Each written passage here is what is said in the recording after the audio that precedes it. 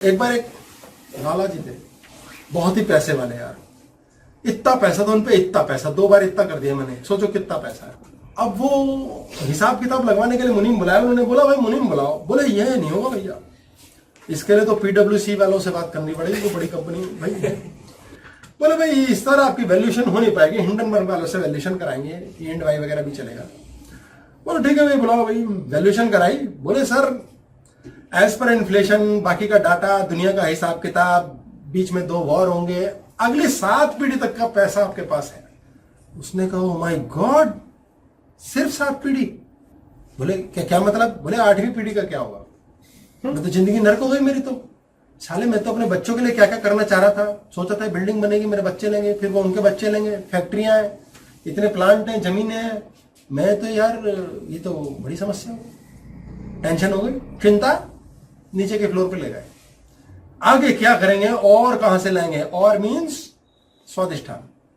सेठानी के पास गए, भाई बहुत टेंशन है आज तो। खिलाया पिलाया सेठानी ने, रात नींद ना आए, करवट बदल रहे हैं, नींद नहीं आती ना, स्वयं की लिफ्ट नाभि पे लेकर आता है, स्वयं लिफ्ट को नींद आ जाती है।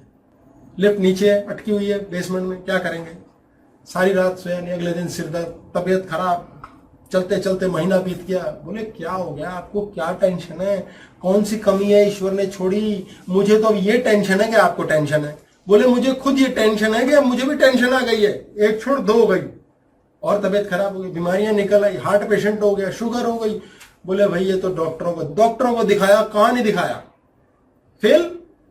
बोले लाला जी आपको टेंशन है, आप स्ट्रेस मत लिया करो। बोले स्ट्रेस तुम्हें कैसे बताऊं, बोलूंगा तुम मजाक उड़ाओगे, समझे कि तुम समझते ही नहीं। 7 पीढ़ी का पैसा, सिर्फ 8वीं है ही नहीं। बड़े दुखी हुए, पत्नी उनकी थक हार करके हमारे जैसे कि संत के पास ले, यार कितना अच्छा लग रहा है, खुद की तारीफ करना नहीं, घमंड में कितना मजा नहीं आता। वैसे आप लोग करते हो कभी? सीखो, इसको भी सहजता से करो, खुद को गाली भी बक दो, खुद को ऐश भी करा दो। जो इंसान खुद की अच्छाई बुराई स्वयं पे ले सकता है और अनअफेक्टेड रह सकता है, वो वाकई में प्रसन्न है। कि क्या फर्क पड़ता है इन बातों से, क्या करना है पता करके, मरने दो। तो ले गए जब एक संत महाराज के पास। बोले मेरे पति बड़े परेशान है, बताते हैं नहीं, नींद हराम हो गई, बीमारियों का ढेर है, गोलियां खाते हैं 16 दिन में। बोले भेजो बच्चे को। बच्चा अंदर गया, बोले गुरु जी मुझे ठीक कर दो, अनुष्ठान बताओ माता के, मैं सतचंडी करा दूं, हवन करा दूं, पूजन करा दूं, रामलला की कथा करा दूं, कृष्ण की फलान। बोले क्या हुआ, क्या है प्रॉब्लम तो बताओ। बोले आप हंसोगे। तो बोले हंस लूंगा, इससे क्या, तू बता तो दे। तो उसने बोला भाई अरे प्रॉब्लम तो बता। बोले 7 पीढ़ी के पैसे जी, 8वीं के नहीं है। बोले बस इतनी सी प्रॉब्लम। बोले क्या बात कर रहे हो? बोले ऐसे ठीक हो जाएगी एक दिन में। बोले क्या बात कर रहे हो, या तो मैं पागल हूं या तुम पागल हो या कोई भगवान की असीम कृपा, कुछ तो है। बोले अरे हमारे गांव के अगले छोर पे परले इलाके में एक पेड़ है बहुत बड़ा बरगद का, उसके नीचे एक बुढ़िया रहती है, छप्पर डाला हो उसने, उसे आधा किलो आटा दे दे अपने ऊपर से घुमा के, बस अगले दिन से तेरे अरमान पूरे, पैसा पूसा सब तथास्तु। बोले 8वीं पीढ़ी का सब कुछ हो जाएगा, इतनी कृपा, इतना आसान, तुम भी सिद्ध हो, लगता है बुढ़िया भी सिद्ध है, मैं जाऊंगा। बोले हाँ कल चले जाना। उसने कहा, बाहर निकला, पैर वैर छुए, बोले ऐसी की तैसी पागल है साले बावले, मैं अभी जाऊंगा, आज रात को तो सोऊंगा चैन से। मुनीम को फोन किया, बुलाओ भाई नौकर को, बोला ट्रक भर के ले आ, 100 क्विंटल ले आ तू आटा। उठा लिया भाई, 5-7 ट्रक उठा करके पहुंच गए उसके कुटिया पे।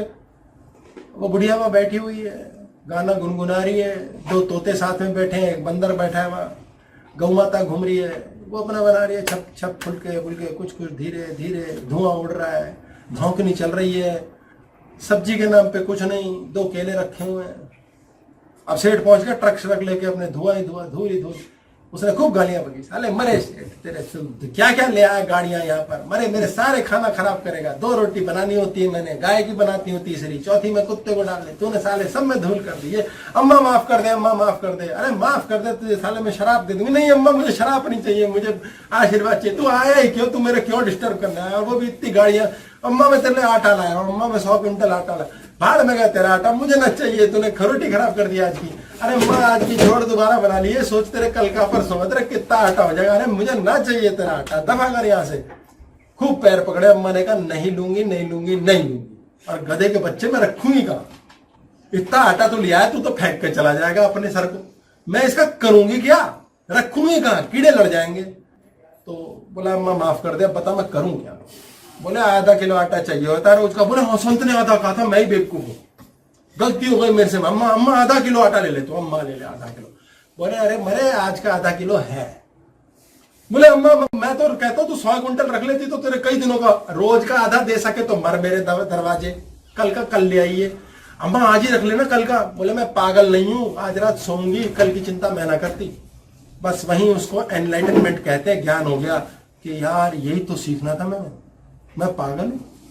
ये अम्मा की जिंदगी देख कैसे दुत्कार रही है, मैं भी इस कुटिया में न रह जाऊं। जीवन का स्वर्ग तो यहीं प्राप्त होगा, सुखी होने की तो ये कला है। क्या संग्रह करना है, क्या रखना है, क्यों चिंता करनी है कल की। आप भविष्य में जाते क्यों हो। आप यूरेनस और नेपच्यून, ये 2 प्लैनेट्स के अंतर्गत ऑन हो जाती है आपकी लिफ्ट, स्वर्ग और नर्क। आप देखोगे जो भविष्य है, पास्ट की चिंता कर रहा है, परेशान हो रहा है, उसके चेहरे पे शिकन आनी शुरू हो गई है, उसके माथे पे लाइनें बननी शुरू हो जाती हैं, कर्जों में डूब जाता है वो, अजीब किस्म की टेंशनें हो जाती हैं उसकी। क्यों, पता ही नहीं चलता कब लिफ्ट वहां रुक गई और वहीं समाधि लग गई, वहीं बैठे टेंशन लगा के। नींद हराम, भूख प्यास खत्म, बीमारियां वेलकम, प्रेम खत्म। आपको स्वयं रियलाइज करना है, ऊर्जा की तलाश कहीं करने की जरूरत नहीं है, ये ऊपर है।